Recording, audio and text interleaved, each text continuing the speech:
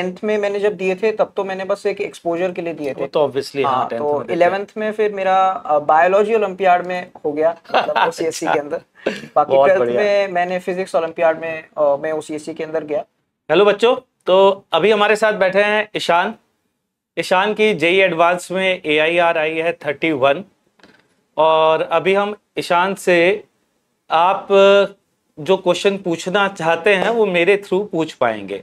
तो मैंने बहुत सारे बच्चों से जो इस समय प्रिपरेशन कर रहे हैं ईशान से क्वेश्चन पूछना चाहते हैं, तो उनसे क्वेश्चन लेकर के आया हूं और ईशान से वो क्वेश्चन पूछूंगा। तो ये वीडियो बहुत इंपॉर्टेंट होने वाला है उन बच्चों के लिए जो जेई में अच्छी रैंक सोच रहे हैं, जो चाहते हैं कि यार मुझे ना कुछ टॉप 100 में बढ़िया रैंक चाहिए। तो उनके लिए ईशान का इंटरव्यू लिया जा रहा है, ईशान से चर्चा की जा रही है। तो शुरुआत करते हैं ईशान से पहले क्वेश्चन के साथ कि ईशान, सबसे पहले तो कॉन्ग्रेचुलेशन आपको इस रैंक के लिए। और उसके बाद एक छोटा सा क्वेश्चन, जेई मेन में क्या रैंक थी आपकी? जेई मेन में सिर्फ 46 थी। जेई मेन में 46 रैंक थी ईशान की। और जेई मेन फर्स्ट में ही जो रैंक डिसाइडिंग थी या सेकंड थी, कुछ आइडिया? फर्स्ट में ही थी, मतलब सेकंड मैंने फिर दिया नहीं था। सेकंड दिया 100% थी, तो मैंने सोचा कि 100% थी ईशान की, तो फिर देने की जरूरत ही नहीं रही। तो 46 रैंक थी ईशान की, और फिर एडवांस में 31 रैंक आई। तो आप ये भी समझ सकते हैं कि मेन से एडवांस में का सफर और ज़्यादा इम्प्रूवमेंट का था। या एक और बात कह सकते हैं कि जेई मेन की रैंक का एक्चुअली में कोई रेलेवेंस रहता नहीं है एडवांस की रैंक से, कोई कंपैरिजन भी नहीं होता। क्योंकि ऐसे बच्चे भी हैं, जैसे मैं बात करूँ, बहुत सारे ऐसे बच्चे रहे जिनकी 700-800 रैंक थी और अभी 28 रैंक जैसे आई है शेखर झा की। तो वैसे ही आपकी भी, मतलब आपकी तो खैर दोनों में अच्छी रैंक आई है, ये तो बहुत ही अच्छी बात है। मेरा दूसरा क्वेश्चन है इस बात को लेकर के, जो जनरली बच्चे पूछते रहते हैं कि आपने प्रिपरेशन किस समय स्टार्ट की थी जेई की? मैंने तो प्रिपरेशन 10th के मिड में स्टार्ट करी थी, मीडिया मतलब जो एंड के पास आसपास 10th के मिड में स्टार्ट की थी। ठीक है, तो ठीक है, मतलब वही है कि ईशान ने बेसिकली 10th के, काफी लोग शुरू भी कर देते हैं 10th के मिड में, तो उस तरीके से स्टार्ट की। और उसके बाद फिर ईशान, आपकी जर्नी में क्या कौन सा ईयर सबसे महत्वपूर्ण ईयर लगता है आपको? मुझे लगता है कि जब मैं 11th में था तब मेरा ईयर सबसे महत्वपूर्ण था, क्योंकि वो मेरे सबसे स्ट्रगलिंग भी था। अच्छा। और उससे मैं सबसे ज्यादा सीखा भी, और 12th में उसने मुझे बहुत हेल्प किया। तो जो लर्न किया, जो सीखा, मतलब कि किस तरीके से पढ़ना है, परेशान नहीं होना है, वो 11th की तुम्हें काफी हेल्पफुल रही 12th में। होता भी यही है कि जो हम बहुत अर्लियर स्टेज पे सीखते हैं वो हमारे लिए काफी हेल्पफुल रहता है। अगला क्वेश्चन है ईशान तुमसे कि जैसे जनरली क्या होता है, बच्चे बहुत सारी बुक्स के बारे में पूछते हैं, सर ये कर लें, वो कर लें, फलाना कर लें, ढिकाना कर लें। होता क्या है, बहुत सारे बच्चों को गाइडेंस नहीं मिल पाता है कि असली में करना क्या चाहिए। ठीक है, आपने क्या किया? मेरा क्वेश्चन आपसे ये है कि आपने क्या बहुत सारी बुक्स लगाई या क्या था? मेरे साथ तो ये था कि जो भी मेरे टीचर्स और मेंटर्स ने मुझे बताया मैंने वो फॉलो करी। उन्होंने मुझे, मतलब जो मटेरियल होता है वैसे तो वो मोर देन सफिशिएंट है, पर वो जो टीचर्स होते हैं वो आपकी रिक्वायरमेंट के हिसाब से आपको बुक्स भी बता देते हैं। जैसे कुछ बहुत अच्छी बुक्स उन्होंने मुझे प्रेफर करी, मेरे लिए प्रिस्क्राइब करी। जैसे एच.सी. वर्मा, उससे मेरे फिजिक्स में कॉन्सेप्ट्स काफी क्लियर हुए। बिल्कुल। और उसकी थ्योरी काफी अच्छी है, उसके प्रैक्टिस के प्रॉब्लम्स बहुत माइंड बॉगलिंग एक तरीके से कह सकता हूं। बिल्कुल। उसके अलावा इरोडोव थी, इरोडोव से मैथमेटिकल एबिलिटी, जो फिजिक्स में सॉल्व करने के क्वेश्चंस होते हैं जेई में अच्छे वाले, उससे हेल्प पूरी। ये तो फिजिक्स में था। बाकी मैथ्स में जैसे ब्लैक बुक होती है, बहुत फेमस रहती है ब्लैक बुक, तो वो रेफर करी बस। बाकी केमिस्ट्री में मैंने पूरा टीचर्स के नोट्स पे फोकस किया, मॉड्यूल वगैरह पे दिया। अच्छा, रिवीजन में अगर मैं पूछूं फिजिक्स में खासकर, तो आपने कैसे करते थे? डायरेक्ट क्वेश्चन पे आ जाते थे या पहले नोट्स पढ़ते थे फिर क्वेश्चन किए आपने?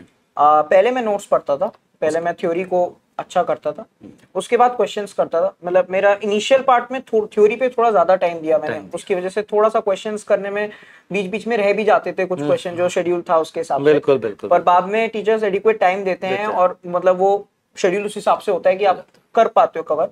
तो फिर बाद में मैंने क्वेश्चंस पे बहुत फोकस किया। बाद में क्वेश्चन पे फोकस करना भी पड़ता है, क्योंकि रिवीजन के टाइम आप थ्योरी तब तक काफी बार चूंकि रिवाइज कर चुके होते हो, तो बाद में क्या है कि क्वेश्चन करने से पता ये चलता है कि हाँ यार, ये डिफरेंट अप्रोच भी जाननी जरूरी रहती है कई बार।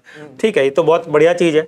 तो बच्चों, सबसे ज्यादा इंपॉर्टेंट चीज यही है, दो जो पॉइंट्स हैं वो ये कि मटेरियल कोई भी पढ़े ना, वो अगर आप कोई एक्स्ट्रा मटेरियल जो रूटीन से हटके है तो टीचर की गाइडेंस में होना चाहिए। मतलब आपके जो मेंटर्स कहते हैं या आपकी कोचिंग का जो मटेरियल है, जैसा कि ईशान ने बताया, मोर देन सफिशिएंट होता है, तो आप उसको करें। सबसे पहले मेरे हिसाब से सबसे पहले उसी पे कमांड करना चाहिए, उसके बाद ही कुछ और मटेरियल देखना चाहिए।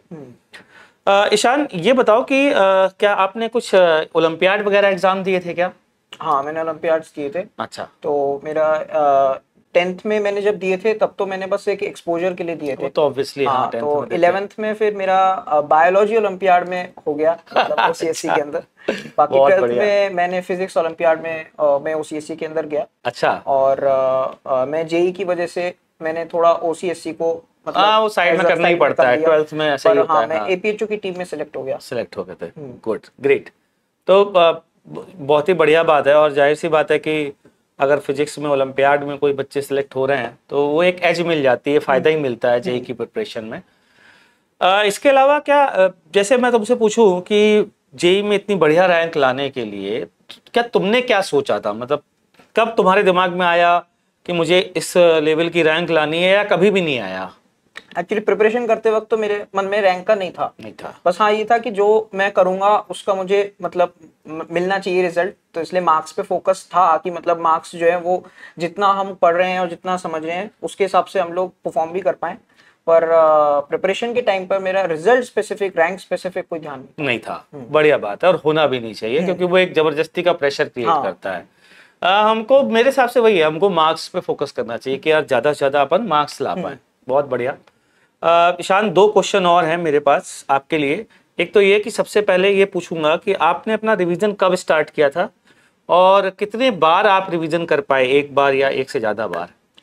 मेरा रिवीजन एक ही बार हो पाया था मेजरली, मतलब पूरा सिलेबस का, after the full completion. But हाँ, बीच बीच में कुछ टॉपिक्स ऐसे थे जो मैं बीच बीच में रिवाइज करता रहता था जब मैं मेन कोर्स के साथ चल रहा था। समझ। तो लास्ट में रिवीजन मैंने एक तरीके से, जब जो जेई मेंस और जेई एडवांस के बीच का टाइम होता है, हाँ।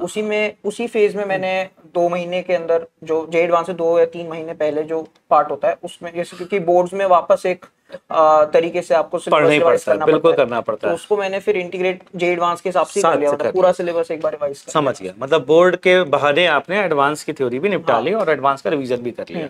ग्रेट। तो ये एक बहुत सीखने वाली बात है, क्योंकि बहुत सारे बच्चे इसलिए परेशान होते हैं कि यार बोर्ड भी देना है, जेई भी देना है, जबकि मेरा कहना है ये है कि भाई दोनों सेम सिलेबस, हाँ सेम सिलेबस है, तो यार तैयारी करो बढ़िया से। तो आपका होना भी चाहिए, है ना। तो अगला क्वेश्चन है कि हमारा जैसे जो मार्गदर्शन प्रोग्राम आपने अटेंड किया था, उसमें अगर मैं बात करूं तो वो आपके लिए कैसे बेनिफिशियल रहा? जो कॉन्स्टेंटली हमारे टेस्ट होते थे, हाँ। उसके थ्रू मैं अपनी मिस्टेक्स को हर बार आइडेंटिफाई कर पाता था। क्योंकि टेस्ट आप जब देते हो तो मिस्टेक्स पता करना बहुत जरूरी है, उन पे काम करना बहुत जरूरी है।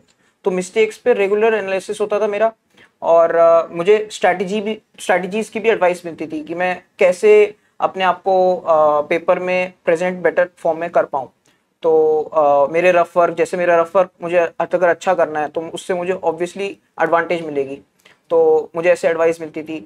उसके अलावा तो उससे मुझे काफ़ी बेनिफिट हुआ आगे चल के फाइनल डे के अंदर, कि मैं कैसे अपने आप को बेटर तरीके से रख पाऊँ, क्योंकि ऐसी चीज़ें आपको पढ़ते वक्त नहीं पता लगती। चल पाते। हाँ, तो टीचर्स और मेंटर्स ऐसे में बहुत ज़्यादा हेल्प करते हैं हमारी। बिल्कुल। तो यही है कि ईशान के साथ एक पेपर के एनालिसिस भी मैंने करी हैं, और उसमें यही है, रफ वर्क वगैरह देख करके बच्चे को ये समझाना कि यार किस तरीके से एनालिसिस भी किस तरीके से करनी है, बच्चे को ये भी पता चल जाता है कि खुद भी अपन अगर एनालिसिस करते हैं तो आगे किस तरीके से एनालिसिस मतलब करनी है। कई बार हम लोग ये बोल देते हैं कि सिली मिस्टेक है, छूट गया बस फिर, पर हमें ये नहीं होता कि कई बार, क्योंकि हम बस सिली मिस्टेक बोल देते हैं उसको, पर वो होती सिली मिस्टेक नहीं है। बिल्कुल।